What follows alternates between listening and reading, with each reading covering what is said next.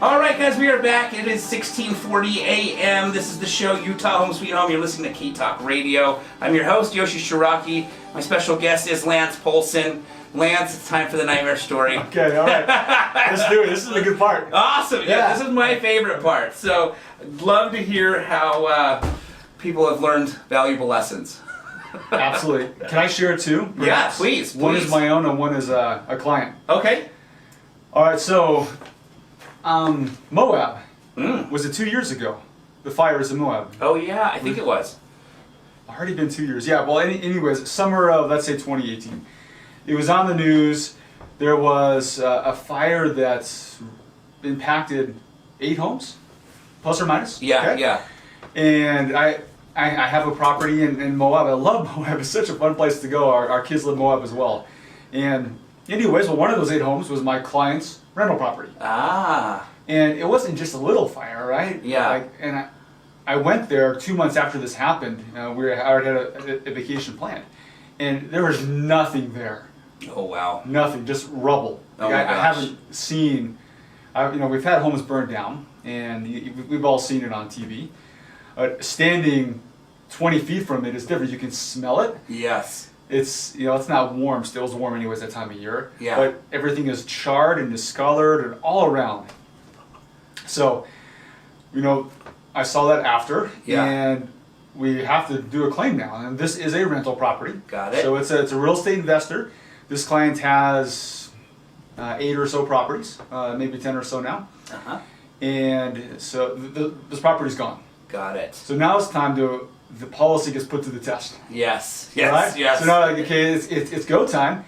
We've got to replace the building. Yep. We've got to get rid of all that stuff there. Yep. Okay. We've got to make up loss of income. Got it. And this is happening in Moab's a relatively small town. Right. And when 8 homes burn down, there's not a lot of home builders that I know of down there. Yeah. So you've got the one maybe handyman or contractor that can build a house Right. is loving it. Yes. He or she is really busy. Yes. Or some have to come in from out of town. So what happens when demand is high, supply is low, prices go up. Oh, yeah. So there's not a lot of labor, so Yeah. they're going to be able to charge what is appropriate for that situation. Materials may be a little short in that area. Right. So you kind of see where I'm going with this. So when we insure a property, when we analyze a home that you live in, or if it's going to be a rental property, we calculate what is it going to take to rebuild this house. Yes. All right. So there's software every insurance agent can use, company can use. It's updated regularly. It's as accurate can be. Yeah. Accurate it can be. So it's the same thing we did for this investor, and we came up with a dollar amount, and we insured the property a year or 2 prior to that, Okay. that amount. And when this happened, we start to get estimates from the one builder who is loving it right now. Right. Set for a year. Yeah. The estimates are coming in a little higher than we may have some coverage for. Oh. Okay, because it's Yeah. just that situation. Interesting. So this is really not good news for the investor. Right. It was close. Like we got some preliminary estimates, 10-20% above what they had coverage for. So what that means is you're building a smaller house. Right. Right. Okay. Less square footage would be less bedroom. That's not good for your rent. Right. I mean, it's great having a brand new house, of course, but if it's smaller, that doesn't accomplish a whole lot. Right. So some of the lessons we learned here is one, as an insurance agent, is the importance of using accurate numbers and data going into that calculation, and not just maybe going off of what the investor's telling us. Right. Doing the analysis with all online resources. If there's an appraisal available, using that appraisal, so we're getting the right replacement cost, because you never know. Yeah. Hopefully it never does. We don't wish this on anyone, but if that happens to your investment property, if you have enough coverage Right. on it. So that was I probably just talked about 2 or 3 months there back and forth between what was realistic costs and what coverages, where else could we pull coverage from the policy to have enough to rebuild this house. It ended luckily well. We were able to rebuild the main building. There was an accessory dwelling unit, so kind of a detached duplex, so to speak, 2 units on the same property. We were able to build both of those within policy limits.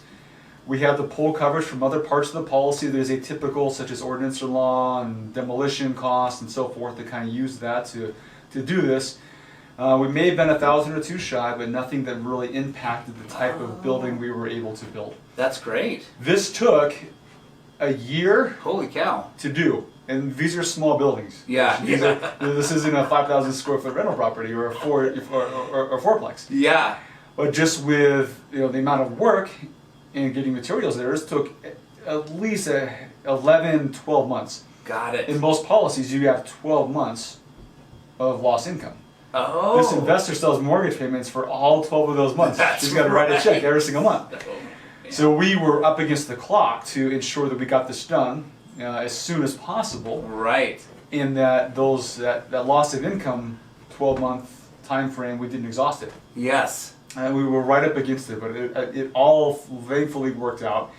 And the message is sent home to us is don't skip on coverage. Yeah. We all want the best premium. Right. We wouldn't want to pay more than we have to, me included, everyone else included.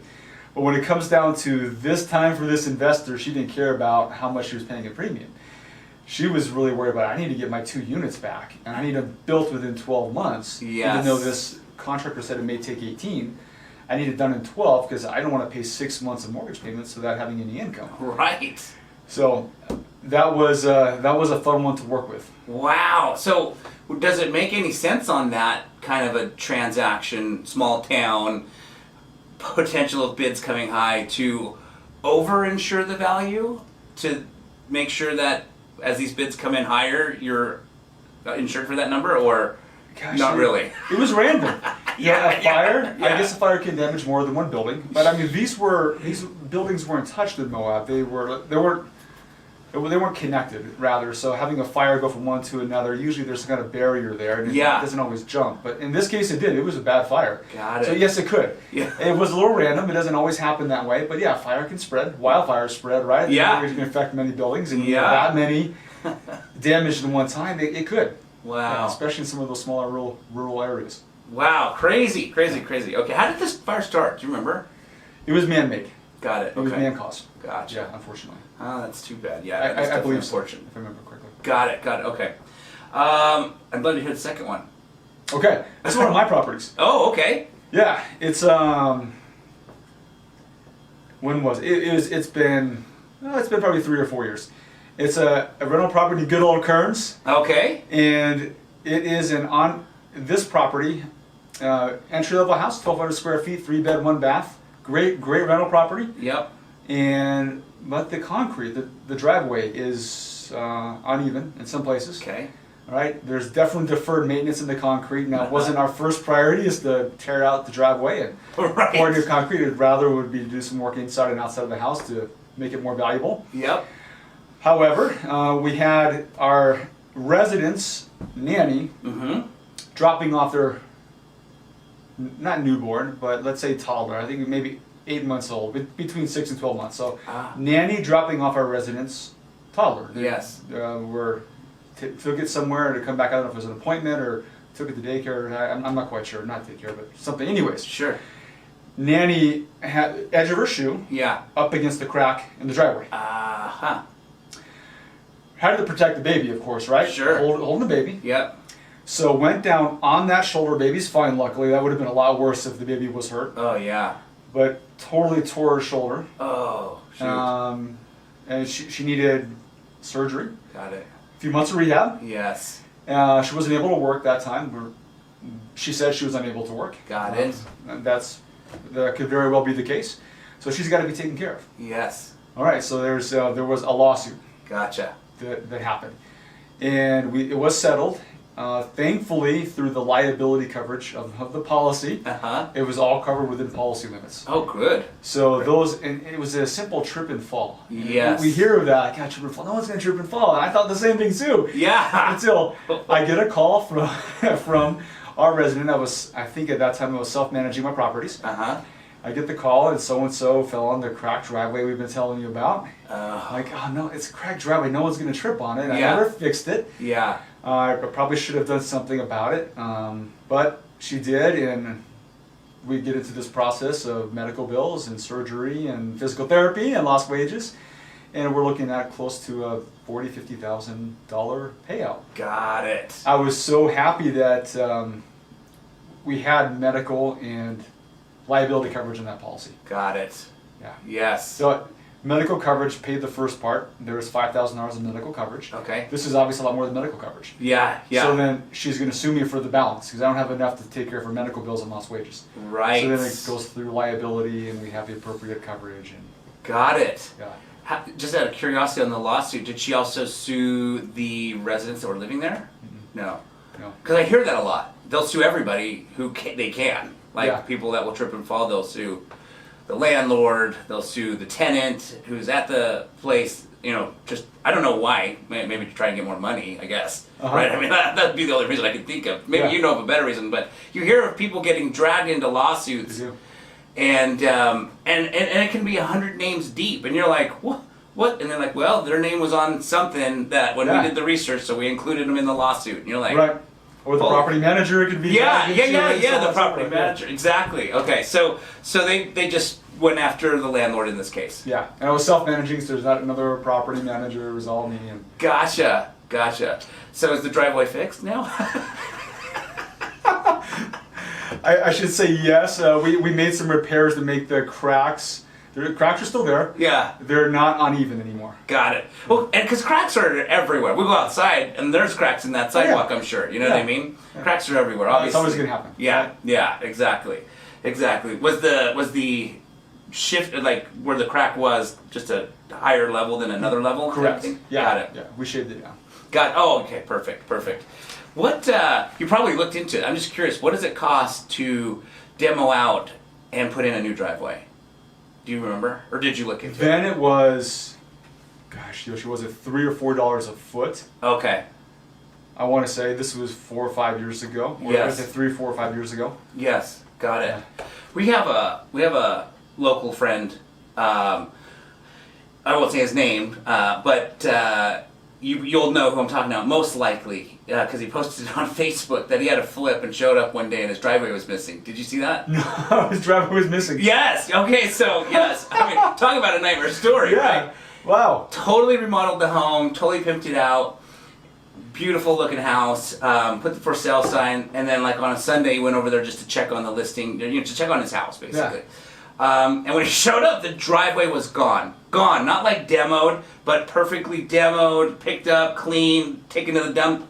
Just dirt, like smooth, perfect. And he showed it on, he did a Facebook Live. And Something's missing. yeah, our driveway's just missing.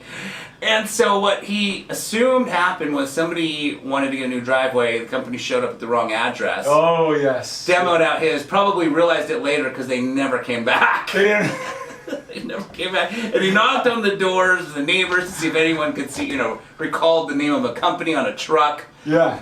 Nobody, No. yeah, it wasn't very helpful for him. And so he had to put back the new driveway. He didn't have to demo it though. Okay. It's already gone. It was already gone. Yeah, but I don't think he had planned on demoing it anyway. So obviously a nightmare in that you're incurring a cost that you didn't ever anticipate. Yeah. Completely random. Completely Absolutely. random. Is there a policy that would cover something like that? So we're stealing a driveway, Yeah. stealing property. Maybe it depends on the policy.